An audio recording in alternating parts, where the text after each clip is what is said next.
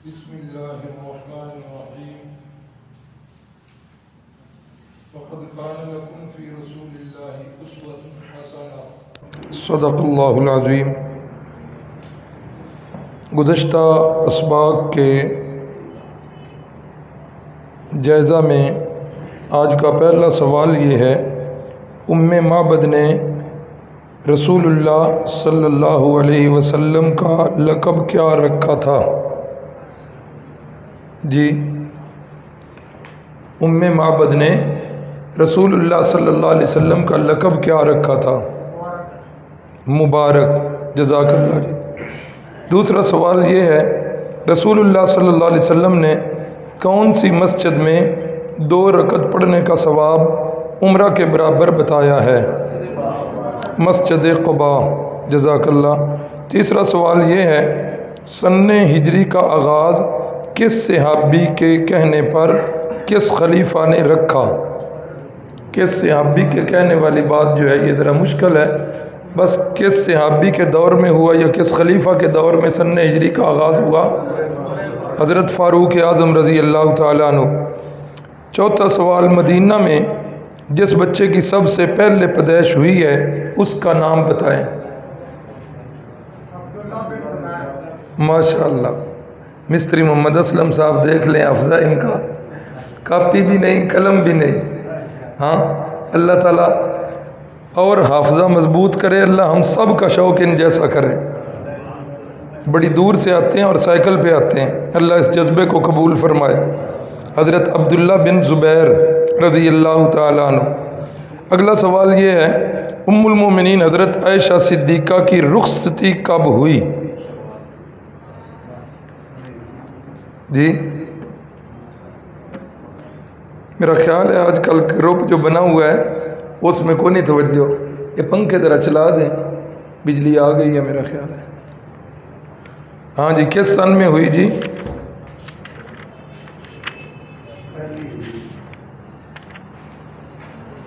अल्लाहु अकबर। पहली हिजरी के दूसरी हिजरी? जी,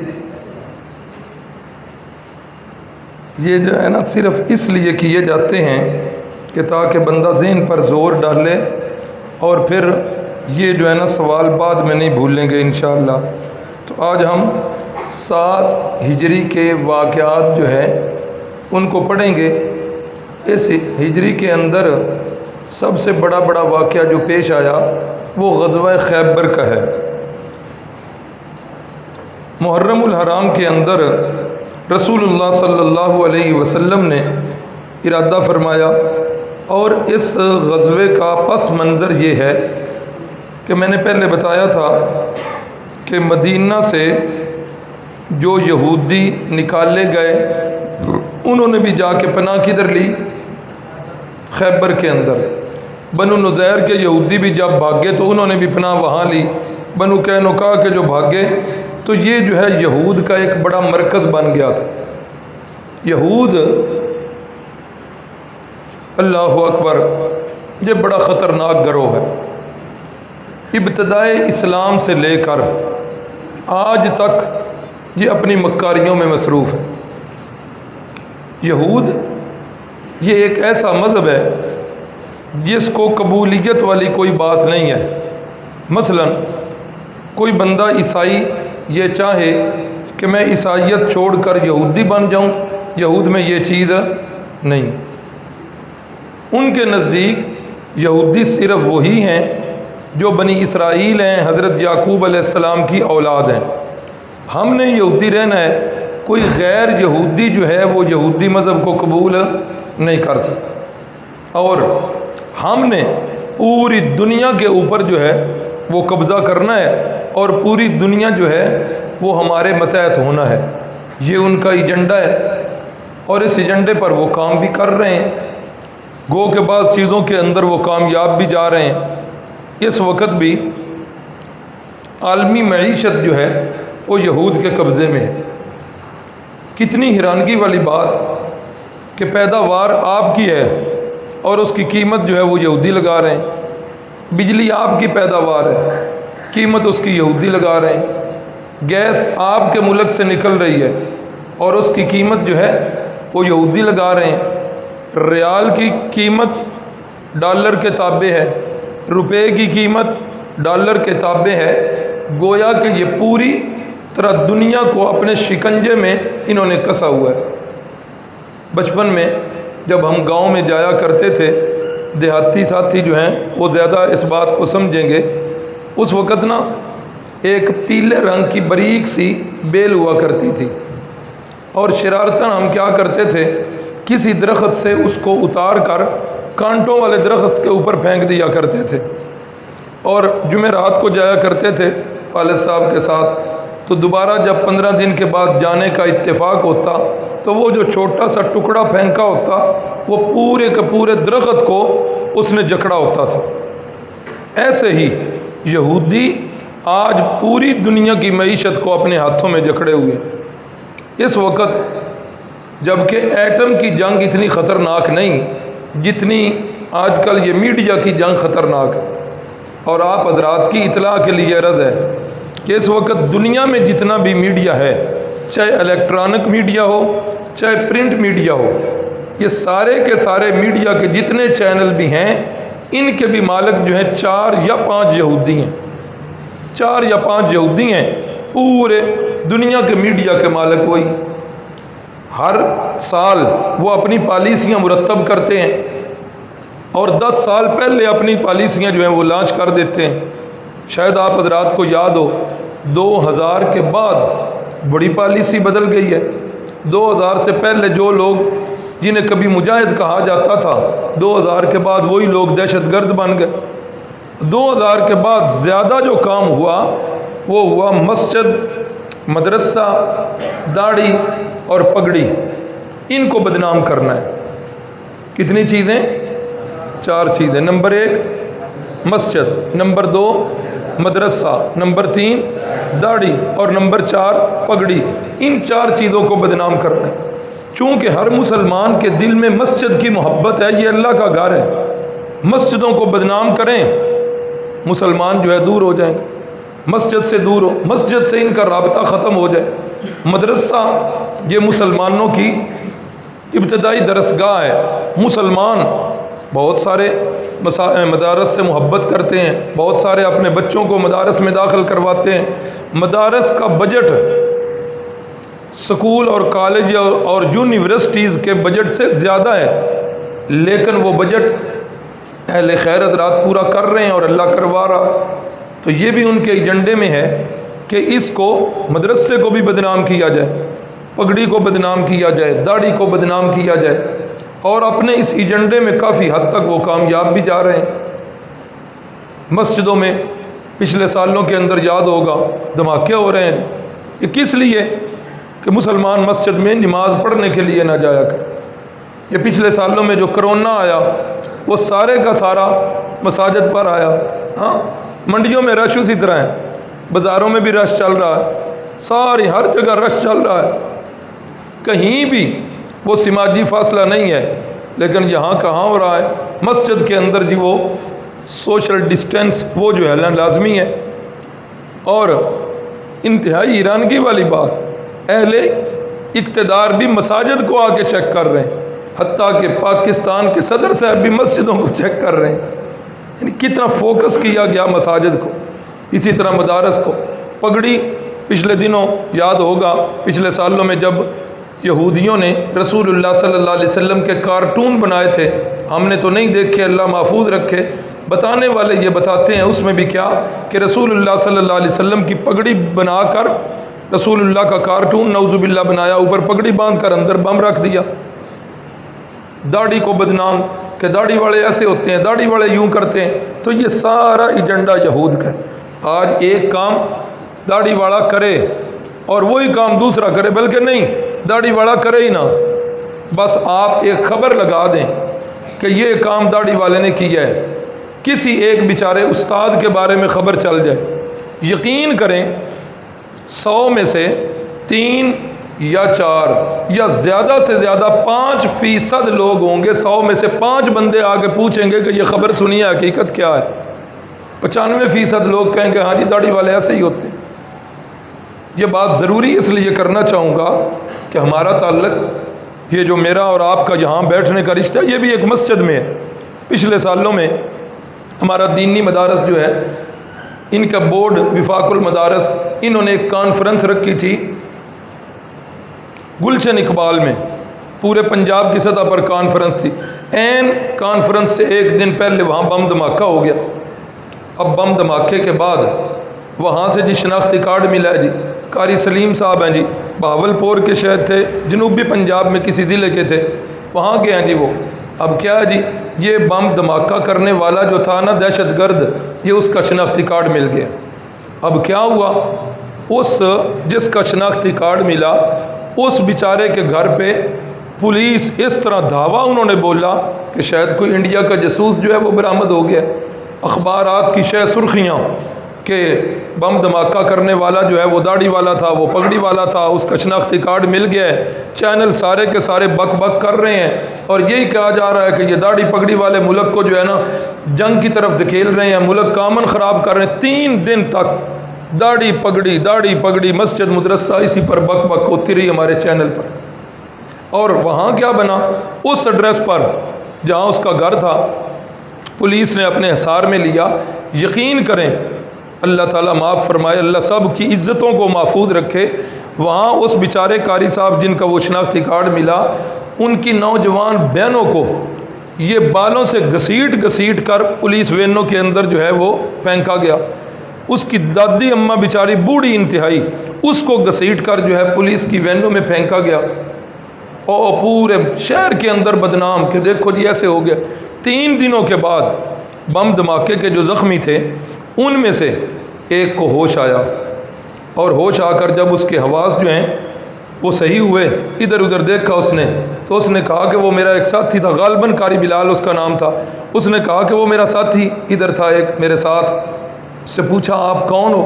उसने कहा कि हम जो है ये फ़लाँ जगह पर हमने फ्लैट लिया हुआ है, वो मैं और मेरा साथी हम असर के बाद आज फारग थे, इधर सैर करने के लिए आए और इधर धमाका हो गया। अब वो दूसरा बेचारा धमाके के अंदर मारा गया, वो शहीद हो गया और पुलिस ने उसको दहशतगर्द समझकर उसके घर वालों से जो सलूक किया और 3 दिन तक जो चैनल बकवास करते रहे दाढ़ी पगड़ी के बारे में क्या लमान वलफ़ी। अब जिस वक्त 3 दिनों के बाद पता चला कि जिसे हम दहशतगर्द समझ रहे थे वो तो ख़ुद बेचारा दहशतगर्दी का शिकार हुआ और वो बेचारा जो है शहीद हो चुका है, इस दुनिया से रुखसत हो चुका है। अब क्या हुआ, उन 3 दिनों के बाद चाहिए तो ये था कि जितना पहले ज़ोर दिया गया दाढ़ी पगड़ी पर अब उसकी तरदीद की जाती, लेकिन कोई तरदीद नहीं हुई। उन जालिमों को सांप सूंघ गया और खामोशी इख्तियार हो गई। किसी ने तरदीद तक नहीं की कि हम जो कुछ बक बक करते रहे हैं ये सारी की सारी बक बक फजूल है। चूँकि मेरा ताल्लुक़ भी एक मदरसे के साथ है, आप हज़रात, मुझे यकीन है कि आप हज़रात का भी ताल्लुक़ मस्जिद और मदरसे से ज़रूर है। ये बात बार बार कहूँगा।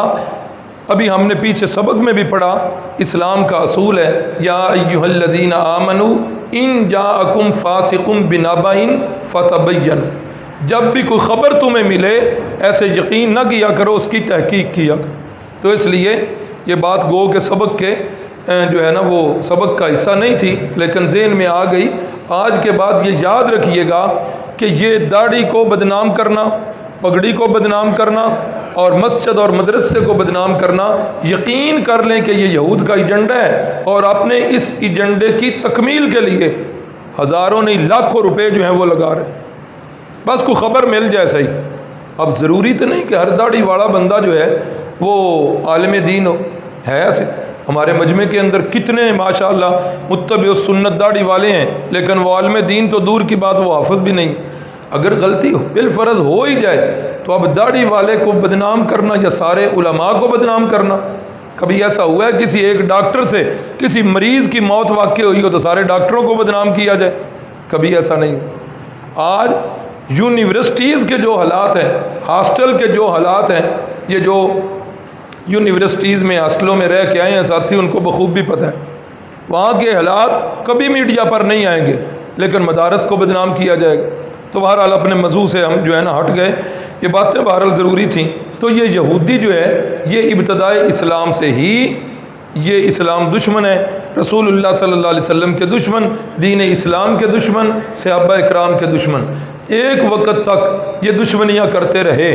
ये ग़ज़वा खैबर के बाद जिस वक्त इन्हें शिकस्त हो गई ना, अभी हालात सामने आ रहे हैं, जब इस ग़ज़वे के बाद इन्हें शिकस्त हो गई, इसके बाद इन्होंने सोचो बचार शुरू की कि अब हम मुसलमान का मुकाबला मैदान जंग के अंदर नहीं कर सकते, क्या करना चाहिए।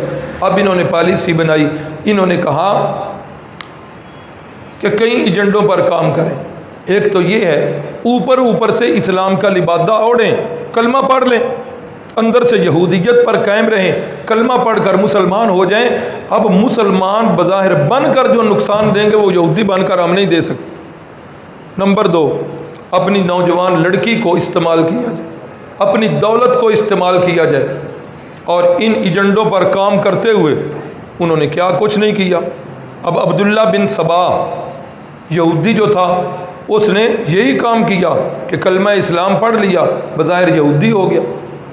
आगे जाकर उसने क्या किया, हज़रत सैयदना अली मुर्तज़ा रज़ी अल्लाह तआला अन्हु की मोहब्बत का बेस बदला कि मुझे हज़रत अली से बड़ी मोहब्बत है। फिर रसूलुल्लाह सल्लल्लाहु अलैहि वसल्लम के बाद इस बेईमान ने पहली जो है ना वो पुड़िया दे दी मुसलमानों को कि हर नबी का एक वसी होता है, तो चूँकि रसूलुल्लाह के वसी हज़रत अली थे, खिलाफत इनके हक़ में जानी थी, ये लोग जो है उन्होंने गस्ब करके हज़रत अली से खिलाफत ले ली। अब ये इस तरह की बातें डाल कर मुसलमानों के दरमियान इसने जो है ना तफरका डाला। और इसकी जमात ने, यह है बड़ी लंबी तफसील है, बरस नहीं करूँगा, इसकी जमात की बुनियादें इस बात पर बनी कि सहाबा इकराम की जमात जो है वो 2 हिस्सों में बनी और दोनों हिस्सों में इन जालिमों ने अपना किरदार अदा किया। और जंग जमल और जंग सफ़ीन ये इसी यहूदी एजेंडे के मिशन पर थे। ऐसा हुआ है इन जंगों के अंदर कि जब किबार सहाबा इकराम सर जोड़ के बैठे हैं, बिल्कुल सुलह हो गई। सहाबा जब आपस में बैठे बिल्कुल सुलह हुई है, तय पा गया है कि जो है ना अब रात हो गई है, सुबह फ़ौजें वापस चली जाएंगी। इन बेईमानों ने समझा कि अब फ़ौजें वापस गईं, हमारा एजेंडा नाकाम। रात को एक दूसरे के लश्कर पर इन्होंने हमला कर दिया। अब उन्होंने कहा एक तरफ जी इन्होंने हमारे साथ सुलह की है, दूसरी तरफ जंग कर रहे हैं। तो ये यहूदियत जो है ये खैबर की जंग के बाद जो है ये मैदान जंग में नहीं आई। इन्होंने अपनी लड़की को इस्तेमाल किया है, इन्होंने अपनी दौलत को इस्तेमाल किया है और इन्होंने इस्लाम का लिबादा ओढ़ कर इस्लाम को इन्होंने नुकसान पहुंचाया और आज तक पहुंचा रहे। लेकिन जो मर्ज़ी कर लें, ये मेरे अल्लाह का वादा है, हुवल्लज़ी अरसल रसूलहु बिलहुदा वदीनिल हक़ लियुज़हिरहु अलद्दीन कुल्ली। अल्लाह ने मेरे महबूब नबी के दीन को सारी दुनिया के दीनों पर गालिब करना है। इंशाअल्लाह गालिब होगा दीन इस्लाम, टूट गिरेंगे सब असनाम। एक वक़्त आएगा, रहमत कायनात सल्लल्लाहु अलैहि वसल्लम ने फरमाया एक वक़्त आएगा कि मुसलमान मुजाहिद इससे डर कर यहूदी किसी पत्थर की या दरख्त की पनाह लेगा तो वो पत्थर मुसलमान मुजाहिद से मुखातब होकर कहेगा, मुसलमान ये बेईमान मेरे पीछे छुपा बैठा है, इसका कला कमा कर। पत्थर बोल बोल कर इन यहूदियों का सर जो है कुचलेंगे। तो ये अल्लाह का वादा पूरा होना है। यहूदियत जितना मर्जी काम कर ले, लेकिन एक वक़्त आएगा लियुज़हिरहु अलद्दीन कुल्ली, मोहम्मद अरबी का दीन सारी दुनिया के दीनों पर गालिब आएगा। अल्लाहु अकबर। तो ये मदीना से तकरीबन 8 मंजिल दूर, बाद ने 150 किलोमीटर लिखा या कमो बेश जितना भी है, शुमाल की जानब है मदीने से। तो इन की सारी कुव्वत इकट्ठी, बनु कैनुका के यहूदी भाग कर उधर, बनु नुज़ैर के यहूदी भाग कर उधर, मदीने के यहूदी, अब ये इनका मरकज़ बन गया। 10,000 के करीब जंगजू इन्होंने तैयार कर लिए। अब इनके ज़हन में आया कि अब क्या करें, मुसलमानों के साथ जो है ना वो जंग करें। उधर इनका मुआहदा हो गया, उधर से तो ये मुतमईन है, तो लिहाजा हम इनके ख़िलाफ़ जंग करें। इन्होंने अपनी कुव्वत जो है वो सारी इकट्ठी की। रसूलुल्लाह सल्लल्लाहु अलैहि वसल्लम को पता चला तो हुदैबिया से वापस रसूलुल्लाह सल्लल्लाहु अलैहि वसल्लम हुदैबिया ज़िकादा में हुआ। वापसी जो है रसूलुल्लाह सल्लल्लाहु अलैहि वसल्लम हुई तो ज़िलहिज्जा में आप मदीना तय्यबा में रहे और चंद दिन मुहर्रम के भी मदीना तय्यबा में रहे। फिर आप सल्लल्लाहु अलैहि वसल्लम ने सहाबा इकराम को कूच का हुक्म दिया। आप सल्लल्लाहु अलैहि वसल्लम की ये सुन्नत थी कि जब आप किसी मुहिम पे आपने जाना होता ना तो उस वक़्त आप सल्लल्लाहु अलैहि वसल्लम ये इख्तियार करते, फ़र्ज़ करें इधर जाना है ना जंग करने के लिए, तो रसूलुल्लाह सल्लल्लाहु अलैहि वसल्लम मदीना तय्यबा से इधर निकला करते थे और फरमाया करते थे, अल हर्बु खुदातुन, जंग तो एक धोखा है कि जितना दुश्मन को धोखा दे लो। अब वो जासूस जो हैं वो दुश्मनों को इतला करते कि आज इधर चले गए हैं, फिर लंबा चक्कर काट कर उधर चल पड़ते थे। तो यहाँ रसूलुल्लाह सल्लल्लाहु अलैहि वसल्लम ने सहाबा को हुक्म किया कि अब जी खैबर की तरफ चलना है और इसको राज रखना है। अब सहाबा इकराम में तकरीबन 1400 के करीब सहाबा इकराम जो हैं वो इसके अंदर हैं, और रसूलुल्लाह सल्लल्लाहु अलैहि वसल्लम ने फरमाया खैबर से जो गनीमतें मिलेंगी वो सारी उन लोगों के लिए होंगी जो सुलह हुदैबिया के अंदर सारे शरीक थे। अल्लाहु अकबर। अब खैबर जो है उसके अंदर 3 दिन में रसूलुल्लाह सल्लल्लाहु अलैहि वसल्लम ये लंबा सफ़र किया, सिर्फ 3 दिन, बड़ा लंबा सफ़र है। अब वो उधर यहूदी तैयार हो रहे हैं रसूलुल्लाह सल्लल्लाहु अलैहि वसल्लम के साथ जंग करने के लिए, और इधर क्या हो रहा है उनके गुमान में भी नहीं है। रहमत कायनात सल्लल्लाहु अलैहि वसल्लम रात का सफ़र करके उनके किलों का आपने मुहासरा किया, और जिस वक़्त आप सल्लल्लाहु अलैहि वसल्लम खैबर के मकाम पर पहुँचे तो उस वक़्त रात का वक़्त था। आपने अल्लाह रब्बुल इज़्ज़त को याद किया तहज्जुद के वक़्त में, और आप सल्लल्लाहु अलैहि वसल्लम ने वहाँ पड़ाव किया। इत्तेफाक ऐसा हुआ कि उस दिन जो है यहूदियों को सुबह जाग भी नहीं आई, ना उन्हें जाग आई, ना उनके जानवरों को जाग आई, ना मुर्गों को जो पांगे दिया करते थे कोई भी नहीं जागा। जिस वक़्त दिन चढ़े वो जागे हैं, अपने जो हैं वो औज़ार कस्सी कुदालें वग़ैरह लेकर जिस वक़्त वो अपने किलों से बाहर निकले हैं तो उनकी आंखें फटी की फटी रह गई। मोहम्मद वल खमीस, मोहम्मद वल खमीस, मोहम्मद आ गए हैं, उनका लश्कर आ गया। उनके तो गुमान में भी नहीं था कि ऐसा हो सकता है। तो रहमत कायनात सल्लल्लाहु अलैहि वसल्लम के सहाबा इकराम उन्होंने जो है वो नारा मारा, अल्लाहु अकबर का नारा, खारिबत खैबर, अल्लाहु अकबर, इन्ना इज़ा नज़लना बिसाता कौमिन फसा सबाहुल मुनज़रीन। जिस वक़्त हम किसी जगह पे जाते हैं तो फिर दुश्मन की खैर नहीं होती। इस सफ़र के अंदर चलते चलते सहाबा इकराम में हज़रत सलमा बिन अकवा, बहुत सारे लोग, बहुत सारे ना कहें, कुछ लोग अकू पढ़ देते हैं, अकू नहीं है, हज़रत सलमा बिन अकवा रज़ी अल्लाह ताला अन्हु, ये वो सहाबी हैं जो दौड़ के अंदर सबसे ज़्यादा तेज़ थे। बाकी सहाबा सवारियों पर होते और ये जो है ना पैदल दुश्मन तक पहुंच जाया करते थे, सवारी वालों से भी आगे पहुंच जाया करते। इस गज़वे के अंदर जिस वक़्त जा रहे हैं तो हज़रत सलमा बिन अकवा रज़ी अल्लाह ताला अन्हु, रात का सफ़र होता और रात के सफ़र में हज़रत सलमा जो है बिन अकवा ये अशार पढ़ रहे हैं बड़ी सुर लगा के। और ये ऊँटों वाले जानते हैं कि जिस वक़्त ऊँटों को चलाया जाता है तो ऊँटों को चलाने वाला जो होता है ना, राई, ऊँटों का चरवाहा, तो वो एक जो है ना एक किस्म का तराना पड़ता है, हुदी। तो वो उस हुदी को जब बोलता है तो ऊँट भी उसकी आवाज़ में मस्त हो जाते हैं। तो हज़रत सलमा बिन अकवा रज़ी अल्लाह ताला अन्हु जिस वक़्त अशार पढ़ रहे हैं तो रसूलुल्लाह सल्लल्लाहु अलैहि वसल्लम ने फरमाया कि ये इतनी खूबसूरत आवाज़ किसकी है। सहाबा ने बताया, या रसूल अल्लाह, ये हज़रत सलमा बिन अकवा रज़ी अल्लाह ताला अन्हु की ये आवाज़ है और वो तराना पढ़ रहे हैं। तो आप सल्लल्लाहु अलैहि वसल्लम ने फरमाया, अल्लाह ताला सलमा बिन अकवा की बख्शिश फरमाए, अल्लाह ताला सलमा बिन अकवा की बख्शिश फरमाए।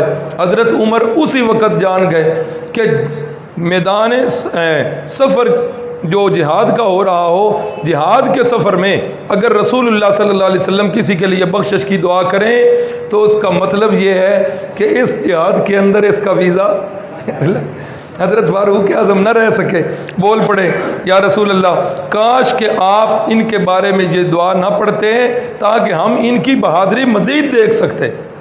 फिर ऐसा ही हुआ कि इस गज़वा के अंदर हज़रत सलमा बिन अकवा जो हैं रज़ी अल्लाह ताला अन्हु वो शहीद हो गए। अल्लाहु अकबर। तो इस गज़वे के अंदर यहूदियों के बड़े बड़े जो किले थे वो 8 थे। रसूलुल्लाह सल्लल्लाहु अलैहि वसल्लम इंतहाई कामयाब कमांडर और सिपाहसलार थे जंगी लिहाज से। आज इस मौजू पर मुस्तकिल किताबें लिखी गई हैं कि एक कामयाब जो है ना सिपाहसलार है रसूलुल्लाह सल्लल्लाहु अलैहि वसल्लम। अब यहाँ भी आपने क्या हिकमत अमली इख्तियार की कि किसी एक किले को पकड़ेंगे, दूसरे किले वाले जो है इनकी मदद को आ जाएंगे। जितने किले थे आपने उतने से सहाबा किराम के गिरोह बनाए। जिस किले पर हमला करना था उस पर ज़रा ज़्यादा अफराद को रखा, बाकी जो है उनको तकसीम कर दिया ताकि उनमें से कोई भी इनकी मदद के लिए ना आए। उनकी सप्लाई लाइन जो है रसूलुल्लाह सल्लल्लाहु अलैहि वसल्लम ने इस तरीके से काट दी ताकि कोई ना मदद दे सके अफरादी और ना खाने पीने वाली कोई चीज़ पहुंचा सके। पहला किला फतह हो गया।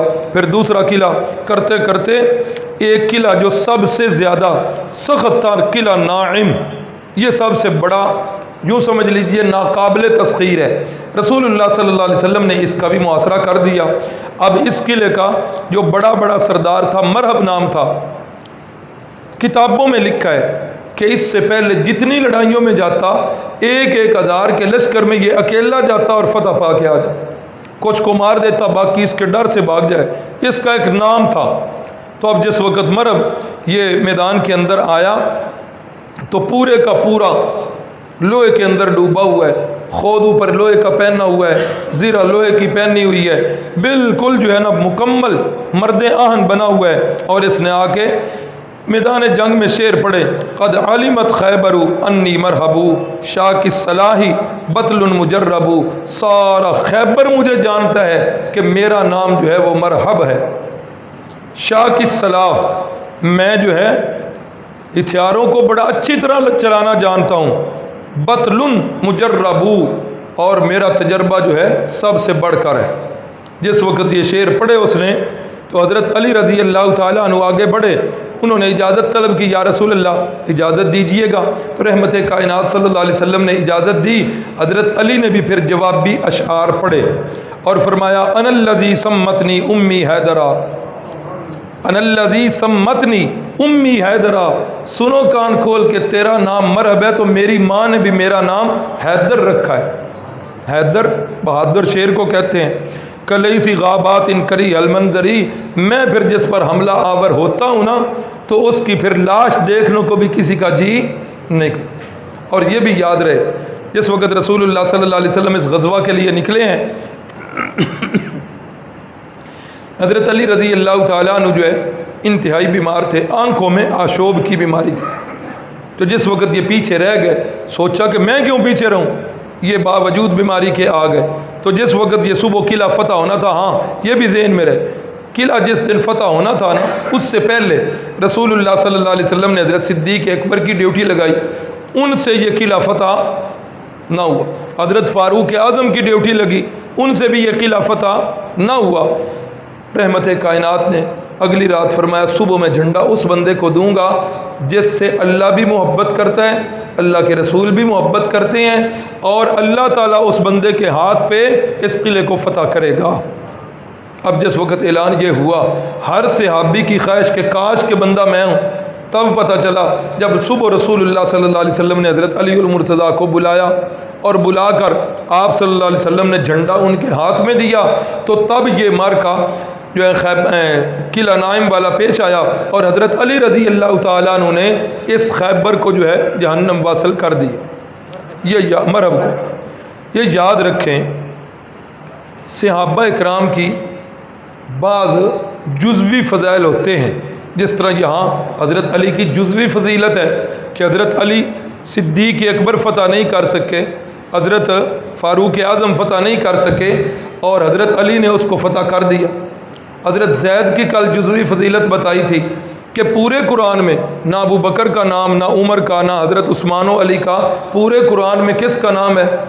सिर्फ़ हज़रत। ये जुज़वी फ़ज़ाइल होते हैं। उस्ताद इसकी मिसाल यूँ दिया करते थे कि एक इम्तिहान हुआ है, एक तालिबुल इल्म जो है उसके रियाजी में पूरे 100 नंबर आए हैं, बाकी पर्चों के अंदर किसी में उसने 65 लिए, किसी में उसने 55 लिए, किसी में 50 लिए, रियाजी में उसके नंबर 100 आए हैं। लेकिन अब सिर्फ रियाजी को नहीं देखना, अब देखना है कि मजमूई तौर पर किसके नंबर ज़्यादा हैं, क्लास के अंदर वो फर्स्ट आएगा। अब जो बच्चा फर्स्ट आया है, अब रियाजी में उसके नंबर 95 हैं, बाकी किताबों में उसके नंबर अच्छे आए हैं। मजमूई तौर पर जो बच्चा फर्स्ट आया उसके रियाजी में कितने नंबर हैं? 95। अब उसके मजमूई नंबरों को देखा जाएगा या सिर्फ रियाजी के नंबर को देख कर पोजीशन दी जाएगी? मजमूई नंबर। इस तरह सहाबा कराम के जुज़वी फ़ज़ाइल हैं। रसूलुल्लाह सल्लल्लाहु अलैहि वसल्लम ने फरमाया, मेरे सारे सहाबा सितारों की मानिंद है, मेरे सारे सहाबा सितारों की मानिंद है, जिसके पीछे चलोगे आप आ जाओगे। लेकिन मजमूई तौर पर किसका नंबर पहला है? महबूब ने फरमाया, अफजलुल बशरी बादल अंबिया, ओए कायनात के लोगों, अंबिया के बाद सबसे ज़्यादा फजीलत है तो वो सैयदना सिद्दीक़ अकबर रज़ी अल्लाह ताला। अल्हम्दुलिल्लाह हम अहले सुन्नत वल जमात सिद्दीक़ अकबर के भी कायल, फ़ारूक आज़म की भी अज़मत के कायल, हज़रत उस्मान की अज़मत के भी कायल, और इन तीन सहाबा को छोड़कर, असहाबे सलासा को छोड़कर पूरी कायनात में सबसे ज़्यादा शान हम हज़रत अली अल मुर्तज़ा की मानने वाले रज़ी अल्लाह ताला, सबसे ज़्यादा शान। बाकी सारे सहाबा से शान हज़रत अली की ज़्यादा। सिर्फ इन असहाबे सलासा को छोड़कर सबसे ऊंचे दर्जे पर फैज़ हैं तो सैयदना अली उल मुर्तज़ा रज़ी अल्लाह ताला। अल्हम्दुलिल्लाह सुम्मा अल्हम्दुलिल्लाह, हमारे अहले सुन्नत वल जमात के दिलों में किसी एक सहाबी का भी बुग़्ज़ नहीं। क्यों? इसलिए कि हमारे सामने रसूलुल्लाह का फरमान है कि जिसने मेरे सहाबा से बुग़्ज़ रखा उसने मुझसे बुग़्ज़ रखा। भाइयों, आज फिर कहूँगा कि आज ये जब से मोबाइल आया, हमारा दीन जो है ये इंजीनियरों और डॉक्टरों के हत्थे चढ़ गया है। हाँ भाई, इंजीनियर जो है वो उधर चलेगा तो चलेगा अपने शोबे में, डॉक्टर चलेगा तो अपने शोबे में चलेगा। इस्लाम को समझने वाले उलमा हैं, लेकिन हमारे भोले भाले नौजवान उलमा से इन्होंने अपने इश्काल हल नहीं करवाए। इंजीनियरों और डॉक्टरों के पीछे चल के सहाबा इकराम का बुग़्ज़ जो है अपने दिमागों में पाल रहे हैं। याद रखिएगा, अगर क्या यकीनन सहाबा इकराम, अल्लाह ने फरमाया कि मैंने आअद्द लहुम जन्नात, मैंने जन्नत तैयार ही अपने नबी के यारों के लिए की। हाँ, तो जब सहाबा रसूलुल्लाह की मईयत में होंगे, वो जन्नत में होंगे, तो फिर जन्नत के अंदर वही जाएगा जिसके दिल में सहाबा की मोहब्बत हो। सहाबा का बुग़्ज़ रखने वाला बंदा जन्नत में नहीं जाएगा। अल्लाहु अकबर, अल्लाहु अकबर। तो खैबर जो है ये फ़तह हो गया। इसी घेरे के अंदर मुआसरा किया हुआ है। अब ये सहाबी का नाम नहीं है, असवद राई, असवद काले स्याह को कहते हैं, राई ये चरवाहे को कहते हैं। रसूलुल्लाह सल्लल्लाहु अलैहि वसल्लम ने किले का मुआसरा किया हुआ है। यहूदियों का एक चरवाहा भेड़ें चराते चराते मुसलमानों के पास आ गया। सहाबा ने पकड़ कर रसूलुल्लाह सल्लल्लाहु अलैहि वसल्लम की खिदमत में पेश कर दिया। उसने कहा, जी आप किस चीज़ की दावत देते हैं? फरमाया, मैं इस चीज़ की दावत देता हूँ कि इबादत अकेले अल्लाह की जाए, मुझे अल्लाह का रसूल माना जाए, इस्लाम की तबलीग की। फरमाया, अच्छा, यहूदियों से पहले मैं सुनता तो रहता हूँ, आपके आने की बातें तो वो करते रहते हैं, इसका मतलब है कि आप ही वही नबी हैं? फरमाया, है, मैं वही नबी। अच्छा, अगर मैं आपकी दावत को मान लूँ, आपको अल्लाह का सच्चा नबी मान लूँ, तो बदले में क्या मिलेगा? फरमाया, बदले में तुम्हें जन्नत मिलेगी, बदले में तुम्हें। कहने लगे, हज़रत असवद राई, नाम किसी किताब में मुझे नहीं मिला। हज़रत असवद कहने लगे, मैं रंग का इतना काला कलोटा और शक्लो सूरत का इंतहाई बदसूरत, मेरे जिस्म से बू उठ रही है, क्या मैं भी इस्लाम कबूल करूं? मैं काला कलोटा बदशक्ल बू वाला बंदा भी जन्नत के अंदर जाऊंगा? अल्लाहु अकबर, अल्लाहु अकबर। रसूलुल्लाह सल्लल्लाहु अलैहि वसल्लम ने फरमाया, हाँ, तू अगर इस्लाम कबूल कर ले तो तू भी जन्नत के अंदर जाए। अच्छा, इस्लाम कबूल कर लिया, मुशर्रफ ब इस्लाम हो गए। फरमाया, जी ये बकरियां मेरे पास यहूदियों की अमानत है, क्या करूं? फरमाया, इन बकरियों को जो है ना भगा दो और पीछे से 2-4 रोड़े फेंक दो और ये अपने मालिक के पास वापस चली जाएं। रसूलुल्लाह सल्लल्लाहु अलैहि वसल्लम ने कतन नहीं फरमाया कि बकरियां ले आओ, ये माल गनीमत है, हम इनको समेट लेना, नहीं फरमाया। बकरियां वापस कर दी।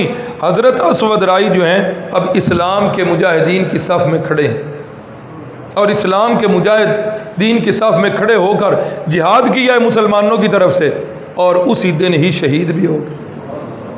रसूलुल्लाह सल्लल्लाहु अलैहि वसल्लम ने फरमाया, आमला कलील व उजिरा कसीर। फरमाया इस बंदे ने अमल तो इंतहाई थोड़ा किया है लेकिन ये बंदा अजर बहुत ज़्यादा पा गया। वही बरकातुल्लाह साहब जो पहले बात कर रहे थे, अकीदे की इस्लाह शरत है, आमाल सारे बाद में आएंगे।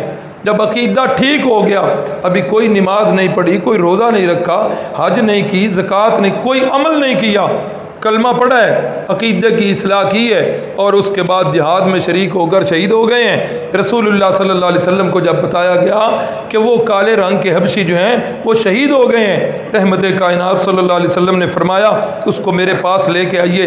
रहमत कायनात के पास जब उनकी मैयत लाई गई तो आप सल्लल्लाहु अलैहि वसल्लम ने फरमाया अल्लाह मुझे दिखा रहा है, अल्लाह ने इनके रंग को गोरा कर दिया है, अल्लाह ने इनकी शक्ल को खूबसूरत कर दी है, अल्लाह ने इनके जिस्म के अंदर खुशबू पैदा करके अल्लाह ने जन्नत में दाखिल कर दिया।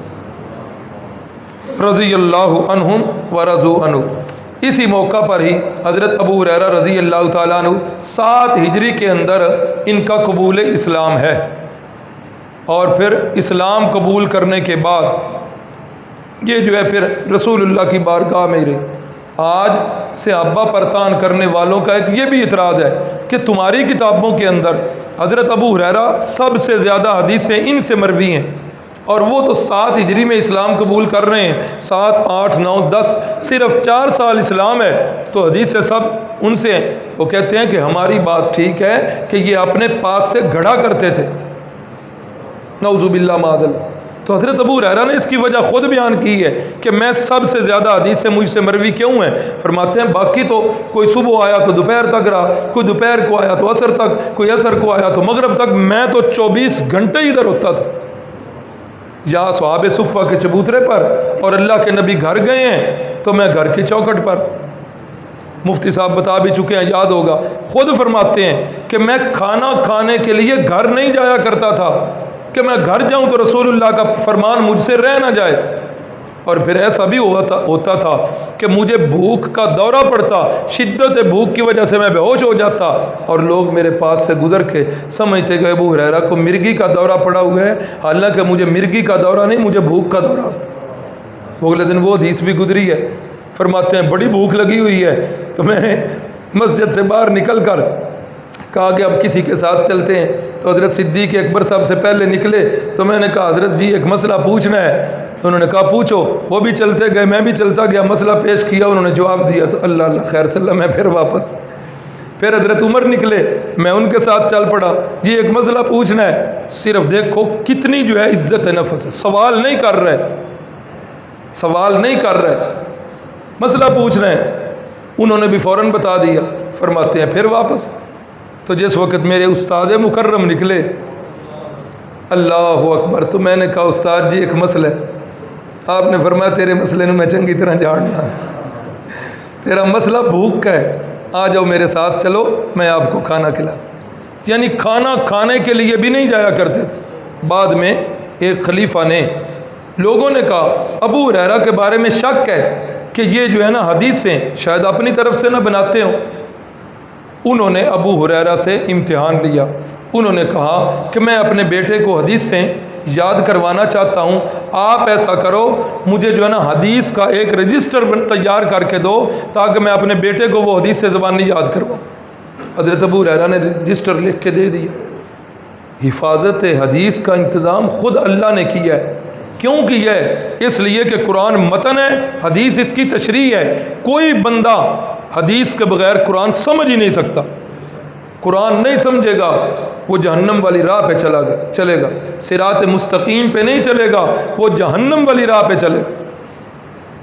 तो कुछ अरसे के बाद बादशाह ने दोबारा बुलाया हज़रत अबू हुरैरा को, जानबूझ ओ जो आपने रजिस्टर लिख के दिया था ना, वो रजिस्टर मुझसे गुम हो गया है। कोई ऐसी सूरत है कि वो उसकी तरतीब मुझे बड़ी पसंद आई थी, मैंने एक दिन देखी थी, तरतीब उसकी मुझे बड़ी पसंद थी। कोई ऐसी सूरत है कि उसी तरतीब से उस रजिस्टर को दोबारा बनाया जाए? हज़रत ने कहा बिल्कुल है। हज़रत ने उसी तरतीब के साथ उसी तरतीब से हदीसें भी लिखी और वही अल्फाज नकल करके बादशाह के सामने जो है दोबारा रजिस्टर लिख के दें। और इसमें कमाल हज़रत अबू हुरैरा का नहीं है, कमाल इस दीन का है। अल्लाह ने अपने महबूब के फरामीन को अल्लाह ने महफूज रखना था।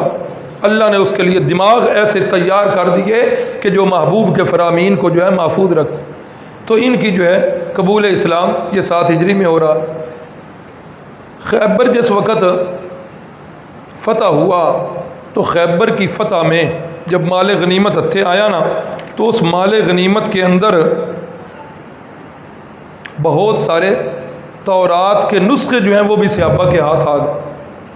अब जिस वक़्त सहाबा के हाथ में वो नुस्खे आ गए तो ये यहूदी आए और इन्होंने दरख्वास्त की कि हज़रत हमारे पास तौरात के नुस्खे जितने थे वो आपके साथियों ने ले लिए हैं, ज़ब्त कर लिए हैं माल गनीमत में, आपके वो किस काम के हैं, आप मेहरबानी करें तौरात के वो नुस्खे हमें वापस कर दें। तो रसूलुल्लाह सल्लल्लाहु अलैहि वसल्लम ने सहाबा से हुक्म किया कि तौरात के नुस्खे वापस कर दिए जाए। सहाबा ने वो नुस्खे वापस कर दिए। यही वजह है कि यहूदियों में एक डॉक्टर है, डॉक्टर इसराइल, उसने जो है अपनी तारीख़ लिखी है, तारीख़ुल यहूद फ़ी बिलादिल अरब, ये किताब का नाम है। उसने अपनी किताब में लिखा है कि पैगंबर इस्लाम के इस करीमाना सलूक से कि अल्लाह के नबी ने तौरात के नुस्खे हमें वापस कर दिए, अल्लाह के नबी के इस करीमाना सलूक से वाज़े हो गया कि दूसरे मज़ाहिब के मुक़द्दस सहीफ़ों का एहतराम जितना हजूर के दिल में था, मुसलमानों के नबी के दिल में था, इतना किसी और के दिल। फिर वो अपनी किताब में ख़ुद लिखता है, कहता है कि इसके बरअक्स रूमियों ने जब 70 बाद मसीह यरूशलेम पर हमला किया तो उन्होंने उनकी मुक़द्दस किताब को नज़र आतिश किया और पाँव तले रौंदा। और लिखता है कि ईसाइयों ने जब स्पेन में यहूदियों के ख़िलाफ़ मुहिम चलाई तो इसमें भी उन्होंने सारे के सारे तौरात के नुस्खे जला दिए थे। यकीन मानिए ये दोनों एक दूसरे के दुश्मन हैं, ये दोनों एक दूसरे के दुश्मन और इंतहाई ज़्यादा दुश्मन है। यहूद से पूछें, यहूद जो हैं हज़रत सैयदना ईसा अलैहिस्सलाम को वलदुज़्ज़िना करार देते हैं। यहूदी हज़रत ईसा अलैहिस्सलाम को वलदुज़्ज़िना समझते हैं, हज़रत ईसा को नबी नहीं समझते। और ईसाई हज़रत मूसा कलीमुल्लाह को नबी नहीं समझते, वो उनके नबी को नहीं मानते, वो उनके नबी को नहीं मानते, वो उनकी किताब को नहीं मानते, वो उनकी किताब को नहीं मानते। आज मुसलमानों के ख़िलाफ़ वो बेईमान मुत्तहिद हैं। और इस्लाम की तालीमात क्या हैं? आमनर रसूलु बिमा उनज़िला इलैहि मिर रब्बिही वल मुअमिनून कुल्लुन आमन बिल्लाह व मलाइकतिही व कुतुबिही व रुसुली ला नुफ़र्रिक़ु बैना अहदिम मिर रुसुली। मुसलमान तो सारे रसूलों को भी मानते, एक मुसलमान अपने नबी पाक को भी मानता है, मुहम्मदुर रसूलुल्लाह को भी मानता है, मूसा कलीमुल्लाह को भी मानता है, ईसा रूहुल्लाह को भी मानता है। मुसलमान कुरान मजीद को भी अल्लाह की नाज़ल शुदा किताब समझते हैं, तौरात और इंजील को भी मुनज़्ज़ल मिन अल्लाह समझते हैं। मुसलमान उनकी किताबों को अल्लाह की किताबें समझें, उनके नबियों को सच्चा नबी समझें, ये फिर भी दहशत गर्द और वो बेईमान आपस में एक दूसरे के ख़िलाफ़ फतवे लगाएं, वो फिर भी अमन पसंद। अल्लाह की कसम खा के कहता हूँ, अल्लाह के घर में खड़ा हूँ, जितना मुसलमान जो है ये अमन पसंद है, इतना कोई मज़हब जो है अमन पसंद नहीं। दकियानूस वो लोग हैं जो एक दूसरे की नफ़रत पाल रहे हैं। पिछले दिनों एक तहरीर पढ़ रहा था, किसी आलम से जा रहे थे ट्रेन के सफ़र में, तो साथ पादरी भी था, तो उसने इतराज़ जड़ दिया। उसने कहा इस्लाम का ये फ़लसफ़ा अजीब है, तुम कहते हो कि मुसलमान लड़की जो है उसका किसी गैर मुस्लिम से निकाह ना करो, ईसाई से निकाह ना करो, जबकि तुम कहते हो ईसाइयों की लड़की से तुम निकाह कर सकते हो। और उधर से कहते हो इस्लाम बड़ा अदल पसंद है, इस्लाम इंसाफ करता है। ये है तुम्हारा इंसाफ कि ईसाइयों की लड़की ले सकते हो, ईसाइयों को लड़की देते नहीं हो, ये इंसाफ किस चीज़ का? इंसाफ तो ये है कि या दोनों करो कि लड़की देना भी जायज़ लेना भी जायज़, या दोनों मना कर दो। उन्होंने कहा कि नहीं, इसके अंदर इस्लाम की बड़ी हिकमत है। एक मुसलमान की बेटी ना एक ईसाई की बेटी जिस वक़्त मुसलमान के घर में आएगी, यहाँ मुसलमानों के घर में जहाँ मुहम्मदुर रसूलुल्लाह के तज़किरे होंगे, वहाँ सूरत मरियम भी पढ़ी जाएगी, वहाँ सैयदना ईसा रूहुल्लाह के भी तज़किरे होंगे, वहाँ उनकी वालदा के भी तज़किरे होंगे। उनकी नानी अम्मा इज़ क़ालत इम्रात इमराना रब्बी इन्नी नज़रतु लका मा फ़ी बतनी, उनके सारे ख़ानदान के अच्छे लफ्ज़ों में तज़किरे होंगे। और ईसाइयों की बच्ची को मुसलमान के घर में रहना मुश्किल नहीं। इसके बरअक्स जब मुसलमानों की बच्ची तुम्हारे घर में जाएगी, हाँ, तो वहाँ रसूलुल्लाह के बारे में बकवासात होगी। तो इस्लाम ने ज़ोर दिया ख़ानदानी निज़ाम को बचाने का, तो वो ख़ानदानी निज़ाम बचेगा। अल्लाहु अकबर। तो वाक़या ज़ैर खैबर की फ़तह के बाद मरहब की जो बहन है ना, इसने रसूलुल्लाह सल्लल्लाहु अलैहि वसल्लम की दावत की। ज़ैनब इसका नाम लिखा हुआ है, और इसने उस गोश्त के अंदर जहर मिला दी। रसूलुल्लाह सल्लल्लाहु अलैहि वसल्लम के साथ एक सहाबी हैं हज़रत बिशर इब्ने बर्रा, वो भी साथ हैं। रसूलुल्लाह सल्लल्लाहु अलैहि वसल्लम ने लुकमा मुंह में किया, अंदर नहीं किया। आपको महसूस हो गया कि ज़हर है, आपने लुकमे को उगल दिया, और साथ जो सहाबी थे हज़रत बिशर, उन्होंने लुकमा खा लिया। अब नतीजा क्या निकला कि रसूलुल्लाह सल्लल्लाहु अलैहि वसल्लम ने फरमाया खाने के अंदर जहर है। पकड़ा गया। जब उस पर जो है ना तहकीक की गई, तो उसने कहा कि वाकई मैंने जहर दिया है, और इस नीयत से दिया है कि अगर ये सच्चा नबी होगा तो अल्लाह इसे बताएगा, ये बच जाएगा, और नऊज़ु बिल्लाह माज़ल्लाह अगर झूठा हुआ तो इसका काम तमाम हो जाए। फिर जो है इसके बारे में तीन आरा हैं। एक ये है कि मुसलमान हो गई थी, दूसरी ये है कि हज़रत बिशर के क़सास के अंदर इसको कत्ल कर दिया गया था। लेकिन कमाल की बात कि रसूलुल्लाह सल्लल्लाहु अलैहि वसल्लम ने अपनी ज़ात के लिए इंतकाम नहीं लिया, और हदीस में वाज़े है मा इंतक़म रसूलुल्लाह सल्लल्लाहु अलैहि वसल्लम, अल्लाह के नबी ने ज़ात के लिए कभी भी इंतकाम नहीं ली। कत्ल की गई है तो वो जो सहाबी शहीद हुए थे उनके क़सास के अंदर जो है ये कत्ल की गई है। तो ये वाक़या भी 6 हिजरी के अंदर 7 हिजरी के अंदर खैबर के मौका पर पेश आया। हबशा के अंदर जो मुसलमान हिजरत करके गए थे, खैबर की जंग के बाद ये मुसलमान हज़रत जाफ़र तैयार रज़ी अल्लाह ताला अन्हु ये तशरीफ़ लाए। रसूलुल्लाह इनको देख कर बड़े ही खुश हुए, सर मुबारक को बोसा दिया, मुंह मुबारक को बोसा दिया। चचाजाद भाई जो थे तो बड़े ही खुश होकर फरमाने लगे, मुझे समझ नहीं आ रही कि मैं खैबर की फ़तह पर ज़्यादा खुशी करूं या जाफ़र के आने पर ज़्यादा खुशी करूं। तो ये भी इसी 7 हिजरी के अंदर मामला पेश आया। इसी खैबर के मौका पर ही खच्चर, गदा और मुता ये हराम कर दिए गए। इससे पहले जो है चल रहा था एक निज़ाम, खच्चर गदा ये तो आप समझते हैं, और इसके साथ मुता। ये मुता क्या चीज़ थी? मुता ये था कि खैबर की फ़तह से पहले अगर कोई बंदा सफ़र पर जाता तो एक वक़्त मुतय्यन के लिए, चाहे 1 महीने के लिए, चाहे 2 महीनों के लिए, चाहे 6 महीने के लिए, एक वक़्त मुतय्यन करके किसी औरत के साथ उसकी वली की इजाज़त से गवाहों की मौजूदगी में निकाह किया जाता। ये सारी शर्तें, लड़की के साथ निकाह हो रहा है, गवाह भी हैं, वली की इजाज़त भी है, और उसके साथ साथ निकाह भी हो रहा है। लेकिन फ़र्क ये है कि ये निकाह एक वक़्त के लिए, मसलन 1 महीना के लिए।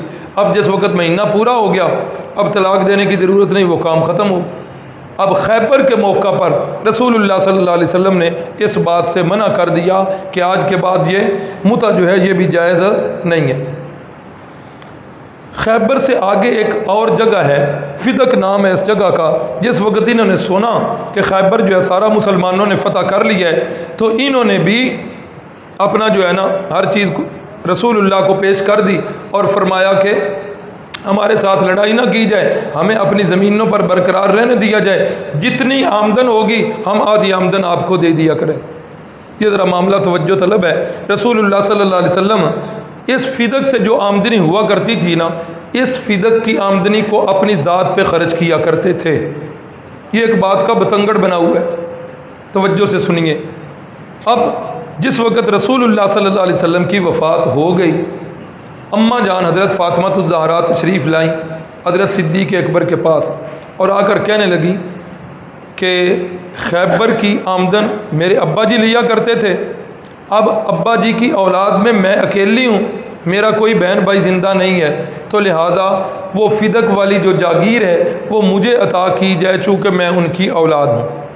जिस वक़्त उन्होंने ये बात कही, आगे से सैयदना सिद्दीक़ अकबर ने रसूलुल्लाह का फरमान सुना दिया, नहनु माशरल अंबिया ला नरिसु वला नूरसु मा तरकना फहुव सदकतुन। हम अंबिया की जो जमात होते हैं ना, हम ना अपने बाप के वारिस बनते हैं और ना हमारी छोड़ी हुई चीज़ का कोई आगे हमारी औलाद वारिस बनती है। मा तरकना, जो कुछ हम छोड़ के जाते हैं ना, फहुव सदकतुन, वो पूरी उम्मत के लिए होता है, औलाद के। ना हम किसी के वारिस, ना हमारा कोई वारिस। अब जिस वक़्त अम्मा जान हज़रत फ़ातिमा ने ये बात सुन ली, हदीस में है बुखारी में कि अम्मा जी ने इस मौजू पर पूरी ज़िंदगी हज़रत सिद्दीक़ अकबर से बात करती भी कैसे, आगे से अब्बा जी का फरमान सुन लिया है, अब यहाँ तो चुप हो गई है, बस हो गई है, आगे से बात ही कोई नहीं। अब ये बात को लोगों ने बतंगड़ बनाया। यारों ने कहा कि हज़रत फ़ातिमा ने उसके बाद हज़रत अबू बकर से कलाम ही नहीं किया, इनसे बोल चाल ही छोड़ दी। क्यों? इसलिए कि इन्होंने ये बाग फिदक का गसब कर लिया था, ये आले बैत का माल था, ये खलीफा अव्वल ने जो है ये गसब कर लिया। अब सवालात दो चार उठते हैं जिन्हें ज़हन नशीन कर लेंगे, आजकल बातें चलती हैं मुआशरे में। पहली बात तो ये है, असली बात तो वही कि रसूलुल्लाह का फरमान है कि ना हम वारिस बनते हैं ना हमारा कोई वारिस होता है। अब सवाल अगला ये है कि जिस वक़्त हज़रत सिद्दीक़ अकबर रज़ी अल्लाह ताला अन्हु की खिलाफत ख़त्म हुई है तो दूसरे खलीफा कौन बने हैं? उमर फ़ारूक। उन्होंने भी गसब किए रखा नहीं दिया। तीसरे खलीफा कौन बने हैं? हज़रत उस्मान गनी।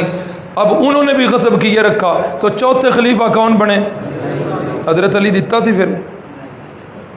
हाँ, अब अगर हज़रत अली जब उनके हाथ में खिलाफत आई है, हुकूमत आई है, हर चीज़ उनके पास मौजूद है, अगर तो उन्होंने वाकई ये फिदक का बाग दे दिया था तो फिर तो चलो एक मिनट के लिए हम मान लेंगे कि असहाबे सलासा जो है ये मुजरम। तो जब उन्होंने नहीं दिया तो फिर ऊपर तान किया जाता है तो नीचे। लेकिन अल्हम्दुलिल्लाह ना हज़रत अली का बुग़्ज़ हमारे सीनों में, ना किसी और सहाबी का बुग़्ज़ हमारे से। दूसरा सवाल, जिस वक़्त कोई बंदा फौत होता है उसकी विरासत की हकदार सिर्फ़ औलाद ही होती है या कोई और भी होता है? उसकी बीवियां भी होती हैं। अगर वालदैन हयात हों तो वालदैन का भी हिस्सा होता है। रसूलुल्लाह सल्लल्लाहु अलैहि वसल्लम के वालदैन तो हयात नहीं हैं, लेकिन बीवियां आपकी हैं कि नहीं हैं? और उन बीवियों में सिद्दीक़ अकबर की बेटी ज़िंदा है कि नहीं? फ़ारूक आज़म की बेटी ज़िंदा है कि नहीं? अगर तो इन्होंने हज़रत फ़ातिमा को नहीं दिया, अपनी अपनी बेटियों को दिया है, फिर तो मुजरम हुए। तो जब उधर भी नहीं दिया, उधर भी नहीं दिया, तो फिर जुर्म किस बात का? तो जब भी कोई खिलाफ इस्लाम को इतराज़ किसी का सुने तो उसको उलमा से हल करवाया करें। मुझसे पूछे, फ़र्ज़ करें मेरी तकरीर से, मेरी बात से आप मुतमईन नहीं हुए, बड़े उलमा हैं, मैं तो ख़ुद तालिबुल इल्म हूँ। दूसरे से पूछे, तीसरे से पूछे, जब तक वो वसवसा दूर नहीं होता पूछते जाए। अल्लाह ना करे कोई साथी बीमार हो जाए, मोहल्ले के डॉक्टर से दवाई ली है, आराम नहीं आया, चुप करके घर बैठ जाएंगे। हाँ, अगले डॉक्टर के पास, उससे अगले डॉक्टर के पास, नहीं आराम आ रहा लाहौर चलो। यानी जब तक आराम नहीं आता चल रहे हैं। इसी तरीके से जब तक खिलाफ इस्लाम को इतराज़ ज़हन से निकलता नहीं तब तक उलमा से तहकीक करते रहे। तो ये बाग़ फिदक का मसला है। लैलतुत तारीस, इसी रात, इसी ग़ज़वे से जब रसूलुल्लाह सल्लल्लाहु अलैहि वसल्लम वापस मदीना तय्यबा आ रहे हैं तो एक जगह रात हो गई, तो रसूलुल्लाह सल्लल्लाहु अलैहि वसल्लम ने फरमाया, हाँ भाई रात को पहरा कौन देगा? ये आपकी सुन्नत मुताहरा थी। हज़रत बिलाल फ़ौरन, या रसूलुल्लाह मैं ये काम करूँगा, मैं रात को पहरा दूँगा। अब क्या हुआ, हज़रत बिलाल जो है सारी रात पहरा देते रहे। जिस वक़्त सुबह का वक़्त करीब आया तो हज़रत ने कहा चलो थोड़ी देर मैं जो है ना कमर सीधी कर लूँ। हाँ, वो ऊँट का जो पलाना था उसके साथ टेक लगाई और टेक लगाते ही नींद की वादियों में चले गए। अब वो सारे पहले सोए हुए हैं, हज़रत बिलाल तो सबसे बाद में सहरी के वक़्त सो रहे हैं। ता आके सूरज जो है वो तलू हो के उसकी तमाज़त और उसकी किरणें रहमत कायनात के जिस्म मुक़द्दस पर पड़ी। अल्लाह के नबी सल्लल्लाहु अलैहि वसल्लम बेदार हुए, फरमाया सलाती सलाती, मेरी नमाज मेरी नमाज। कितनी फ़िक्र है नमाज। जल्दी जल्दी फरमाया कूच करो, पता करो किसकी ड्यूटी थी जी? हज़रत बिलाल की। किधर है बिलाल? ओ जी वो तो सोए हुए हैं, पकड़ के लाओ उसे। हाँ, शगीरत को जब पकड़ के लाया, हाँ भाई बिलाल जिम्मेदारी जो उठाई थी तो फिर क्या हुआ? या रसूल अल्लाह, जिस ज़ात ने आपको सुलाया उसने मुझे भी सुलाया। अल्लाह अकबर अल्लाह अकबर। फरमाया निकलो, यहाँ मुझे शयातीन का असर नज़र आ रहा है, अगली वादी के अंदर जाके हम सुबह की नमाज जो है वो फजर की कज़ा करके पढ़ें। तो अब रसूलुल्लाह सल्लल्लाहु अलैहि वसल्लम भी यहाँ मौजूद हैं, सहाबा इकराम भी मौजूद हैं। अब बहुत सारे सहाबा, ये 7 हिजरी का वाक़या है, और यहाँ इस सफ़र के अंदर कितने शरीक हैं? 1400-1500 सहाबा हैं। क्या इस वक्त 1400-1500 ही मुसलमान थे?